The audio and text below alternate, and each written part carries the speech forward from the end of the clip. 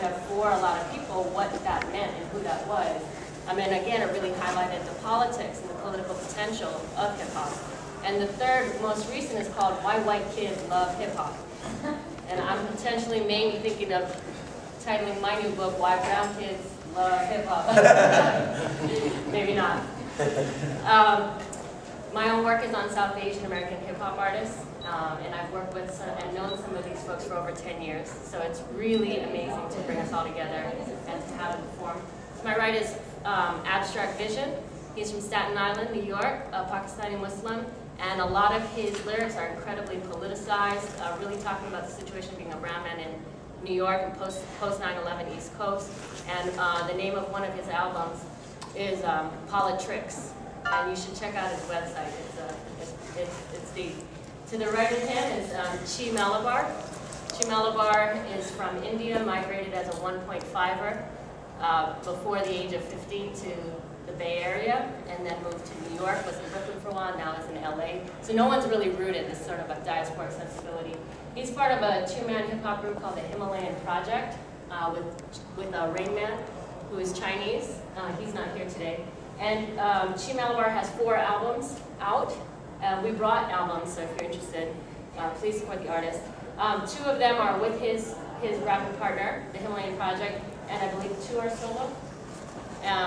The more recent ones, including Oblique Brown. To the right of him is Kabir, MC Kabir. Kabir is Boston-based, but also a migrant and diasporic soul. Very also politicized. All of these artists have explicitly political lyrics. Kabir is from Boston, and he's a hip-hop educator as well as an MC, and he makes his own beats oftentimes on the spot. So incredibly prolific, and his lyrics are really, really striking. It makes you want to, really pay attention to exactly what he's saying. And to the right, doesn't need any introduction, DJ Rekha, like Kabir, from England, and then came to the U.S. I think DJ Rekha basically brought Bhangra to the U.S. She is just one of the most well-known and respected South Asians globally, particularly in popular music. And she's New York-based, and she has an album that just came out that was featured also on NPR. So we're going to start with a few questions. I'll stop because I've already spoken way too much. We're going to ask them a few questions, nothing too crazy, and we also want audience participation. So I'll let Bakari open it up. Well, I want to ask TJ where you can just set it off. Can you talk some about the history of the marriage between these 2 cultures within hip-hop? You mean like South Asian music? Right. Just to kind of give people some background. Okay, we'll take it back. I mean, the idea of India, South Asia, and American culture and music is not new. Right. It's been around for a long time, mostly in a classical way, especially on the West Coast with classical musicians of Zakir Hussain, Ravi Shankar, etc. Collaborated a long time with American musicians. But to take it to hip hop, I would say,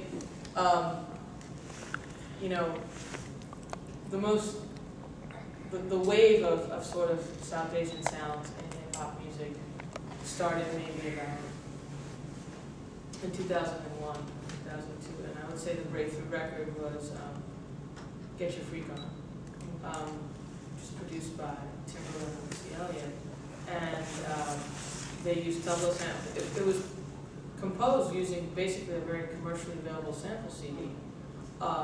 So there's a really prominent tabla riff in there. I forgot, it's basically samples from free commercially available sample CDs. And what sample CDs are these things that producers can buy or access that are free and clear pieces of music to use in their own work. So you don't have to worry about rights and stuff. And their sample CDs of all varieties and genres. I'm working on them right now. That was sort of one song, and I remember hearing it on the radio and being like, oh wow. And it was a little out of context musically. I mean, there's a little bit of a lyrical sample as well. Didn't seem to necessarily go with the song. The song, I think, was pretty dope. It was groundbreaking in its own way.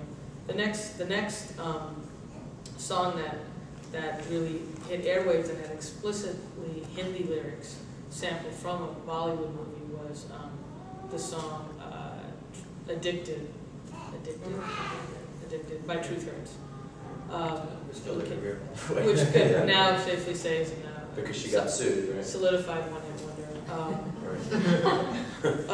Which was done by DJ Quick, who was under Dr. Dre's camp, and he, quote, said, "I didn't know anybody would recognize the sample. I Lata Mangeshkar, who's probably, I think, with her sister, the most recorded vocalist of all time." The song came from a movie that was released in like 79 or 80.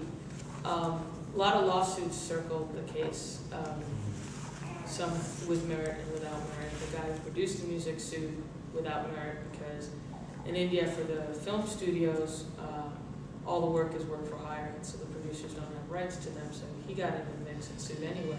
His name was Buppy Larry, and Buppy Larry, you know, of course, ironically, has been notorious for lifting other people's stuff blatantly, Gloria Estefan and the like. So then there's that song. And then you start hearing different other kinds of things creeping in. I mean, this is just from a North American perspective. In the UK, the story's really different. And then we have the big, and then, you know, you start hearing like more tabla samples, more string samples and various things. And I just see it as a widening of the palette for hip-hop producers. Different sounds. You hear flute and big pimping. There's more Timbaland Magoo stuff. There's Indian flute, various things. But then the big breakthrough hit is Beware the Boys, Butchkin, by Punjabi MC. Now the story behind that is interesting because in the States, everybody thinks Jay-Z. Like I've talked to, you know, college classes, and like whose song played and whose song is that? Jay-Z. No, actually no. The track is a bona fide international hit before Jay-Z even touched it. In fact, the reason he even knows about it is because he was in Europe and was playing everywhere. It's one of those, you know, ubiquitous songs. It's the hit of the summer or whatever. So the song was produced in '98. It actually heavily sampled Busta Rhymes, which is sampled Knight Rider. Right. So the legal chain was correct. Not Busta Rhymes cleared the sample from the Knight Rider music. Punjabi MC didn't necessarily clear it at the time, and eventually did. The bulk of the money went to Busta Rhymes' camp. And then that song was bought at a Medem conference for the U.S. territory by Patrick Moxie, who owns Sequence Records and Ultra Records, which is just a factory, a compilation factory. Basically, Moxie is a notorious guy in the New York music business, just typical shady music executive. He also manages Beanie Man, amongst other interests, but has done very well doing dance music compilations like Ultra Music, really cheesy house remixes and stuff like that. Moxie bought the rights in North America. Jay-Z had already rapped on it. They had to negotiate the deal.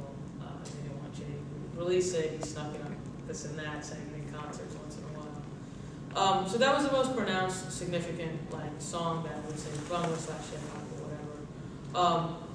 And the palette is just widening. It's not a big.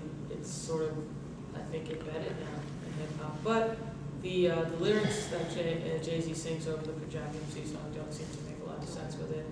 A lot of people still think that Punjabi MC actually sings that song. He doesn't. He produces it. The singer is Love Jinjua, who also saw no love from the success of that record necessarily, who just made it to England for the first time this year.